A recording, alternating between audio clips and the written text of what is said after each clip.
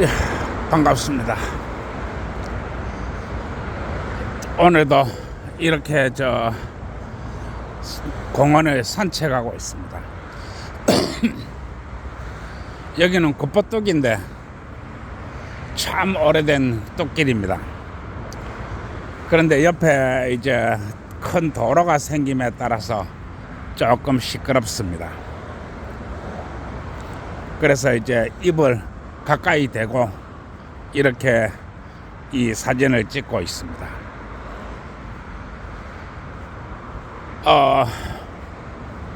나 참 얘기를 어디서부터 어떻게 해야 될지 참 모르겠는데, 그래도 이렇게 공원을 그냥 걷는 게 아니라 이렇게 함부로 찍으면서 이렇게 걷고 있습니다.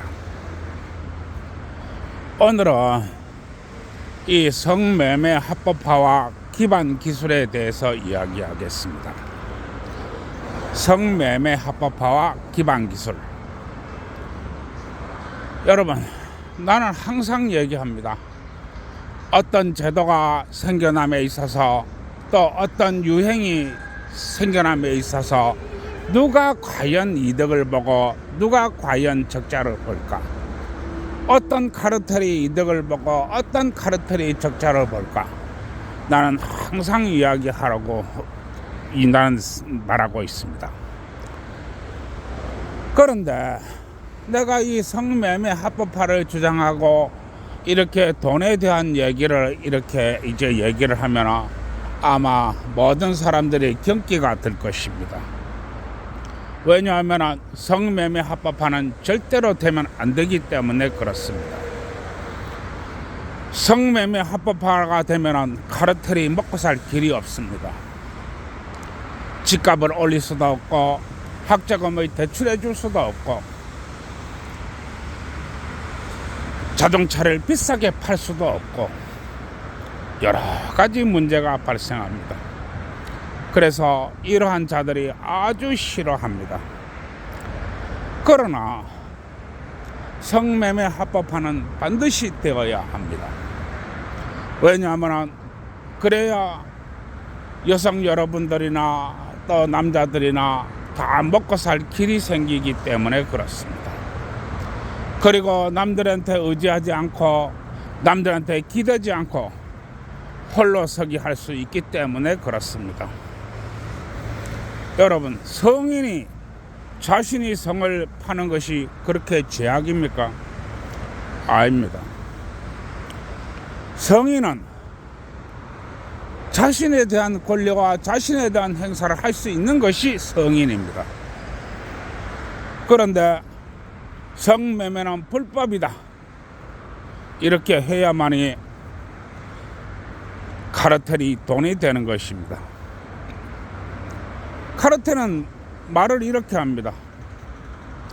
여성이 성매매하는 것은 합법이고 남성이 성매수를 하는 것은 불법이다. 눈 가리고 아웅하는 얘기입니다. 찢어진 입이 무슨 말을 못합니까? 그렇게 하면 성매매 합법화가 이루어지는 건가요? 아닙니다. 그것은 비난을 피해가기 위하고 지적을 피해가기 위한 그냥 말장난에 불과한 것입니다. 여성이 성매매를 하고 싶어도 남성이 성매수를 하면 불법인데 그게 성매매 합법화입니까? 아니라고 하는 것입니다. 성매매 합법화가 이루어지려면 성매수자나 매매자나 똑같이 합법이 되어야 됩니다. 그래야만이 성매매가 합법화되었다고 말할 수 있는 것입니다. 그러나 입이 무슨 말을 못합니까? 그래서 여성이 성매매를 하면 합법이고 남성이 성매매를 하면 불법이라고 얘기합니다. 그러나 과연 여성이 성매매 할 수 있을까요? 우리나라에서? 못합니다. 만약에 여성이 성매매가 합법이고 남성이 성매매가 불법이라면 현장에서 절대 나는 당신을 고발하지 않겠습니다 라고 계약서를 써야 됩니다. 그리고 콘돔을 끼고 할 것인가 안 끼고 할 것인가 뭐 이런 것까지 전부 다 계약서 내용에 넣어야 됩니다. 그렇게 할 수 있을까요? 어느 나라가 그렇게 하던가요? 이 말도 안 되고 대도 안 한 얘기를 해야만이 자기들은 일을 했다고 그럴싸하게 포장할 수가 있는 것입니다. 내 참 답답한데요. 왜 여성이 돈이 없다고 하면 대학을 가가지고 학자금 대출을 내야 되는 겁니까? 학자금 대출만 냅니까? 생활비 대출까지 왜 내야 되는 겁니까? 성매매 한 번 하면 기본 20만원에서 30만원을 벌 수 있습니다. 한 달에 두세 번만 해도 다 공부하고 지장 없고 생활비 하는데 아무런 지장이 없습니다. 성매매 나서는 여성이 한 달에 두세 번만 할까요? 안 되면 한 달에 한 서너 번만 할까요? 아닙니다. 젊은 여성이기 때문에 단기간에 자본을 확충할 수 있습니다. 공부가 문제인가요? 아닙니다. 공부를 생활비를 넘어서 자본까지 확충할 수 있습니다. 그러나 여성 여러분들이 대출을 내지 않으면 은행이 아주 기분 나빠합니다. 또 사채업자나 재산금융권이나 아주 기분 나빠합니다. 그리고 종교단체도 기분 나빠합니다. 왜냐하면 괴로워야 종교를 믿기 때문에 그렇습니다. 힘들어야 종교에 의지하기 때문에 그렇습니다. 얼마나 많은 사람들이 반대 의견을 내는지 모릅니다. 그러나 내가 말하는 이 성매매 합법화는 이 학자금 대출 안 해도 되고 생활비 대출 안 내도 되고 부지런히 하면 단기간 내에 자산을 축적할 수 있습니다. 그리고 성매매 영원히 안 해도 됩니다. 여러분, 무엇이 옳고 무엇이 그런가 잘 따져봐야 됩니다. 여성가족부가 여성을 위해요? 양이 탈했어도 그런 게 없습니다. 여성들을 억압하고 있는 것 바로 여성가족부입니다. 세상에 뭐 이렇게 사악한 부서가 있는지 내 말로는 다 못할 지경입니다.